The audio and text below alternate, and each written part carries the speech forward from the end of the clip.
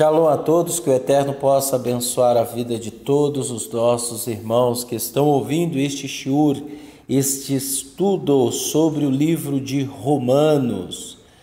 No vídeo anterior nós falamos do capítulo 7 e do capítulo 8. Hoje nós iremos falar do capítulo 9. O que Paulo estava se referindo em questão da comunidade messiânica de Roma.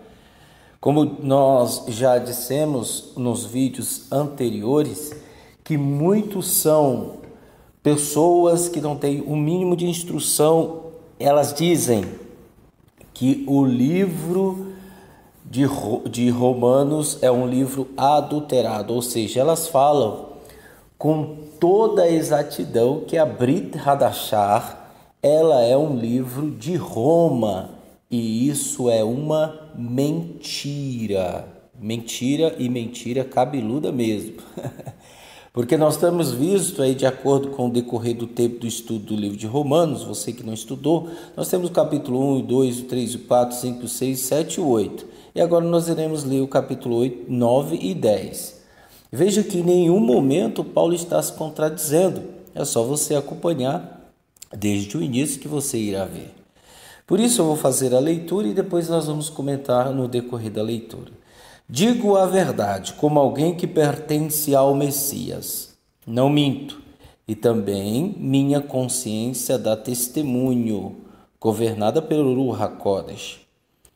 Minha tristeza é tão grande e a dor em meu coração tão constante que eu desejaria pôr-me sob a maldição do Eterno e ser separado do Messias. Se isso pudesse ajudar meus irmãos, minha carne e meu sangue, o povo de Israel, eles foram feitos filhos de Elohim. A Sheriná esteve com eles. As alianças lhe pertencem da mesma forma, a outorga da Torá, a adoração no templo e as promessas. Deles são os patriarcas e deles, no que respeita à ascendência física, procedeu o Messias, que está acima de todos. Louvado seja Adonai para sempre. Amém. Veja só. Nós temos Paulo aqui colocando bem claro sobre ele queria estar debaixo de maldição para salvar o povo de Israel. É o povo dele. Nós costumamos dizer que se alguém mexeu com um do nosso povo, vai mexer com todo o povo de Israel. Por quê? Porque Israel, a promessa é de Israel. A promessa não é para a igreja, não é para outro país, a promessa não é para outro estado, a promessa é para o povo de Israel. E ele disse, entretanto, a presente condição de Israel não significa que a palavra do Eterno tenha falhado, ou seja, que presente condição? Aqueles não enxergam Yeshua. Então, a presente condição de Israel, deles não enxergarem Yeshua, isso não significa que o Eterno tenha falhado, porque nem todos os de Israel são verdadeiramente parte de Israel. Na verdade, nem todos os descendentes são a semente de Abraão. Ao contrário, a partir de Isaac, deve ser considerada a sua semente. Em outras palavras, os descendentes físicos não são filhos de Elohim, mas os filhos da promessa referem-se a quem deve ser considerado semente de Abraão. Por quê? Porque isso é o que a promessa disse. No tempo devido virei a Sara. Sarar terá um filho. Quanto mais o caso de Rivka, porque seus filhos tiveram o mesmo pai, Yitzhak, nosso pai. E antes de ele terem nascido, ou de terem feito qualquer coisa, boa ou má, para que o plano do Eterno pudesse permanecer como uma questão de sua escolha soberana, independente das ações deles, mas dependente do Eterno. Aquele que chama, foi dito a ela, o mais velho servirá ao mais novo. E isso concorda com a passagem que está escrito: amei Yaakov, mas odiei Esav. Veja que Paulo ele fala algo muito sobrenatural nessas questões. Nós temos dito aqui na congregação Nazareno, no Judaísmo Nazareno de São Paulo, que Paulo ele era um verdadeiro cabalístico, ele era um verdadeiro estudante da Cabalá, né? Ele colocou muitas coisas para que nós pudéssemos investigar. Então ele está dizendo que antemão, sem o consentimento das ações dos meninos que estavam na barriga de Rivká, sem ações dele, o Eterno já tinha colocado: o mais velho servirá ao mais novo. E amei a Yaakov, mas odiei Esav. Ou seja, o Eterno ele trabalha de várias formas e de várias maneiras. O Eterno pode se intrometer no livre-arbítrio de cada ser humano? Pode, ele é o dono da razão, ele pode fazer o que ele quiser, né? E aqui ele colocou já prevendo que Yaakov ele ia amar antes deles nascerem, Esav ele ia odiar, né? O mais velho servirá ao mais novo. Quem nasceu primeiro, Esav ou Yaakov? Esav. Por isso que Yaakov veio agarrado no calcanhar de Esav. E o mais velho servirá ao mais novo, o que nasceu. Então veja, vamos lá, continuando. Por isso devemos dizer: é injusto o Eterno fazer isso? De jeito nenhum. Porque ele diz a Moshe: terei misericórdia de quem eu tiver misericórdia, e terei compaixão de quem eu me compadecer. Ou seja, o Eterno ele tem misericórdia que ele quiser. Muitas pessoas no cristianismo atribuem a seguinte ordem, digamos assim: Deus irá me perdoar de meus pecados. Deus está comigo. Deus, ele vai me perdoar. Vejam, o Eterno, ele tem misericórdia de quem ele quiser ter misericórdia. Isso não depende das ações humanas. Muitas pessoas se enganam a afirmarem: Deus me perdoou. Eu senti uma paz muito grande. Eu senti uma alegria muito grande. Negativo. Às vezes, aquela alegria, ela é uma alegria natural. Veja, antigamente eu gostava de ouvir muitas músicas antigas que meu pai ouvia. E eu, ao ouvir aquelas músicas antigas, eu sentia uma alegria, eu sentia uma paz.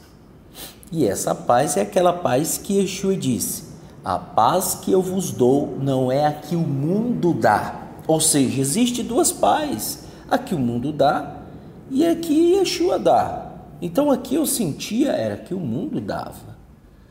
Quando eu cheguei na igreja, eu fiquei meus 15 anos numa igreja, pertencendo, e assim várias outras denominações. Então quando eu cheguei, eu ouvi um hino, eu ouvi uma palavra, eu ouvi algo que iria me motivar, né? Algo motivacional. Então eu sentia paz, e dali eu pensava: poxa, Deus me perdoou. E na realidade eu ficava sempre errando, sempre cometendo os mesmos pecados. E um dia eu cheguei numa seguinte conclusão: Deus me perdoou foi nada. Por quê? Porque o que eu estou sentindo era o que eu sentia, aquela alegria, aquela paz que eu sentia na igreja, eu sentia também no mundo. Então veja, eu estava me enganando, né?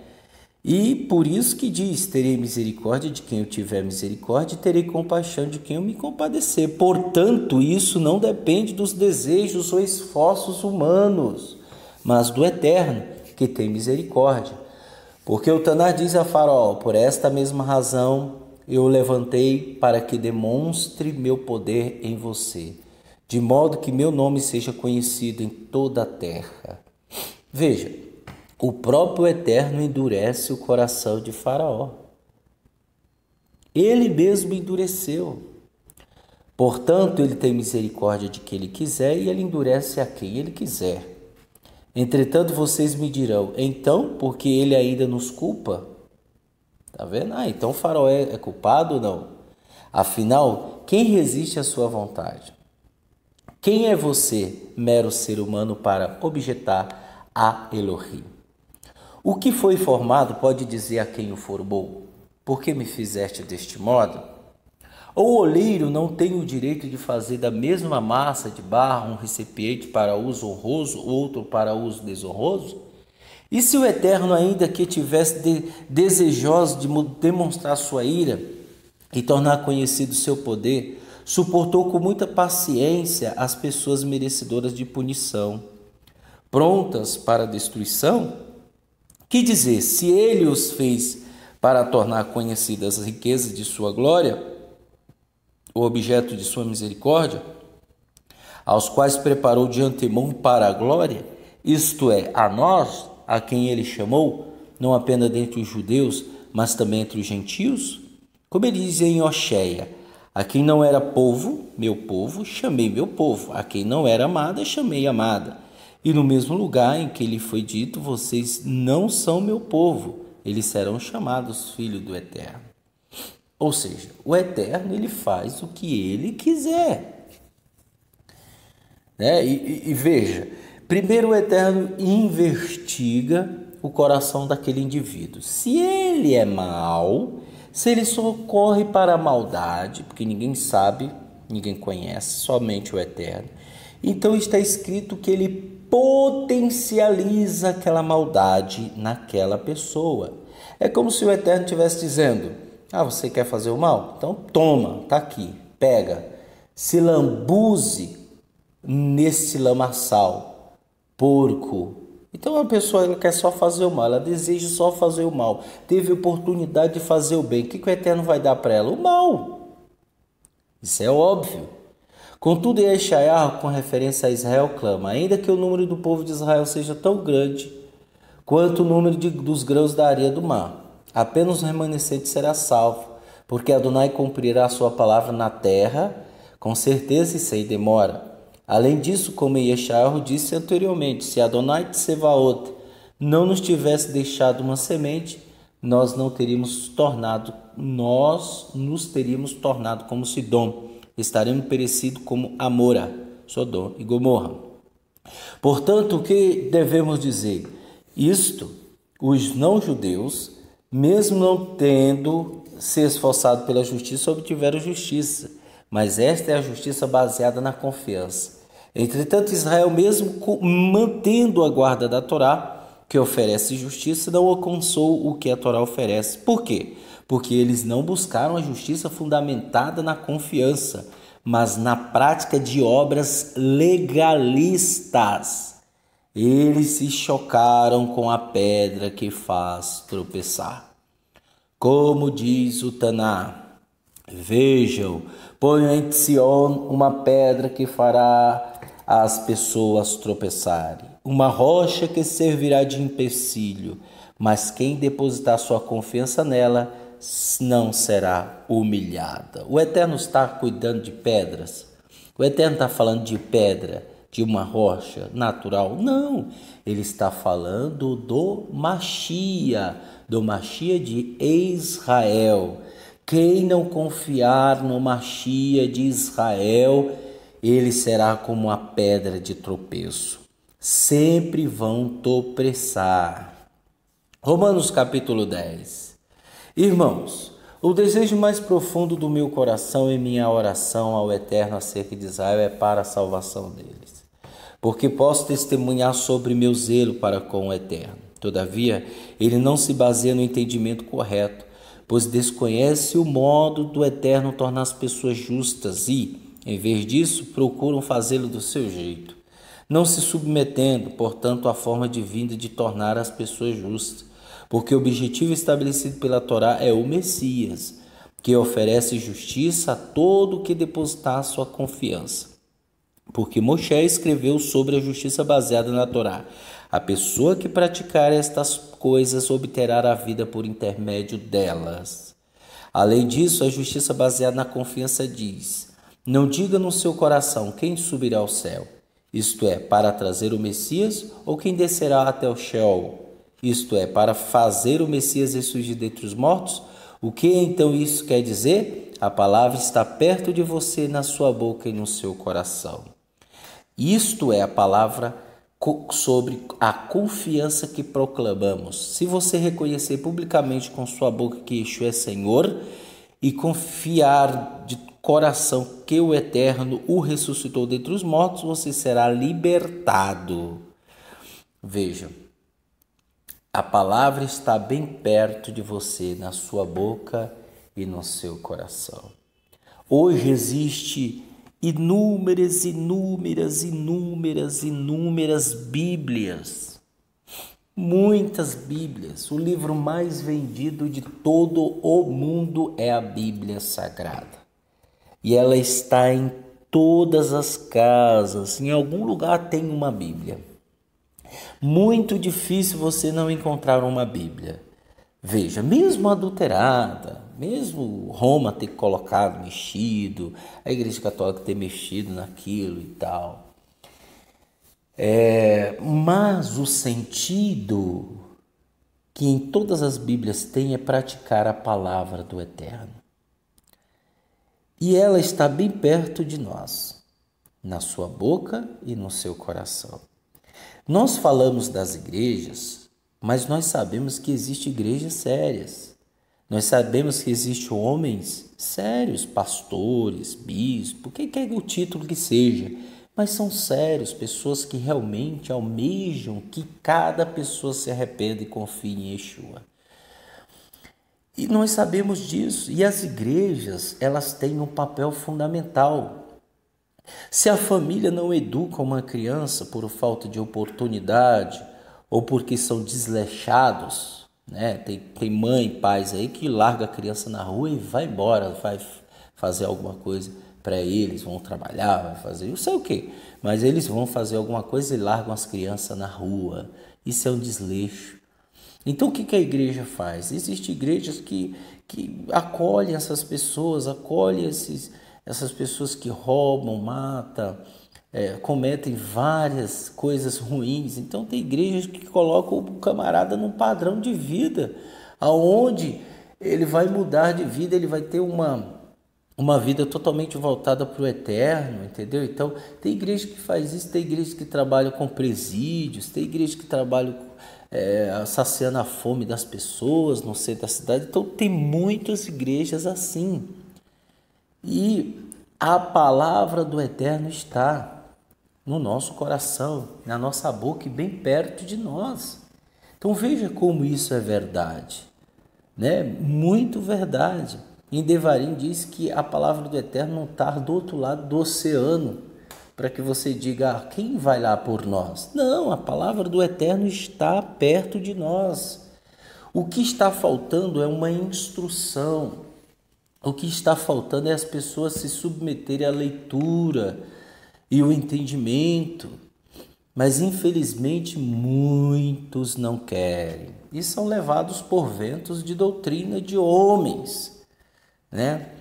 E versículo 10, porque com o coração se mantém a confiança e, portanto, mantida a via para a justiça, ao passo que com a boca continua a se fazer o conhecimento público para a libertação.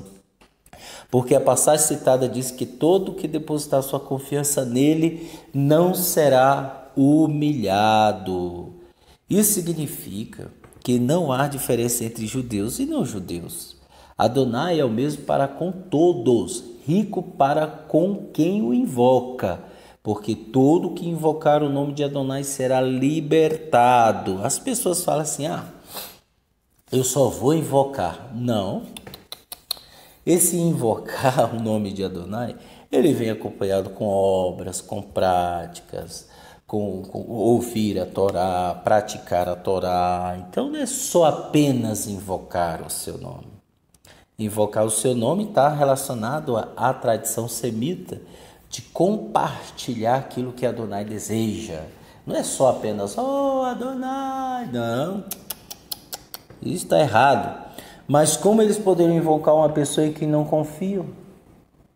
E como poderão confiar se não ouvirem nada a respeito dele? E como poderão ouvir se ninguém ao anunciar? E como as pessoas podem anunciá-los a menos que o Eterno as envie? Como diz o Taná, quão belos são os pés de quem anuncia as boas notícias a respeito das coisas boas. A questão é que eles não deram atenção às boas novas, nem lhes obedeceram, porque Yeshayahu diz: Adonai, quem confiou no que ouviu de nós? Portanto, a confiança procede do que é ouvido, e o que se ouve provém da palavra pronunciada a respeito do Messias. Contudo, eu pergunto, será que eles ouviram? Sim, eles ouviram. Sua voz percorreu toda a terra e suas palavras até o fim do mundo. Isso é verdade. Não existe pessoa mais famosa, digamos assim, e mais ouvida do que Jesus. Não existe. Entretanto digo, será que Israel não entendeu? Provocarei ciúme a uma não nação, mediante um povo sem entendimento, eu os deixarei irados. Além disso, Yeshayahu diz com ousadia: fui achado por quem não me procurava. Tornei-me conhecido de quem não perguntavam por mim. Entretanto, a respeito de Israel, ele diz: o dia todo estendi as mãos. Veja, e há um povo desobediente e contestador. Mesmo que Israel seja o que for, desobediente, contestador, pode ser o que for, mas o Eterno não vai abrir mão do seu povo. Mas também ele vai lhes provocar ciúme. Quem são esses que vai causar ciúmes no povo de Israel? Os Netzarim, os nazarenos, né? Então, os nazarenos é o que vai causar ciúmes neste povo.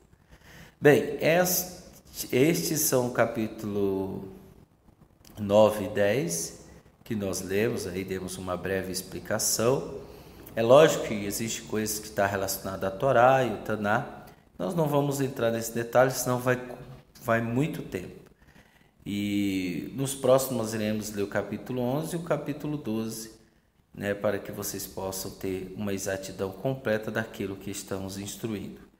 Que o Eterno possa abençoar a vida de todos em nome de Yeshua HaMashiach, Beshem Yeshua HaMashiach. Amém.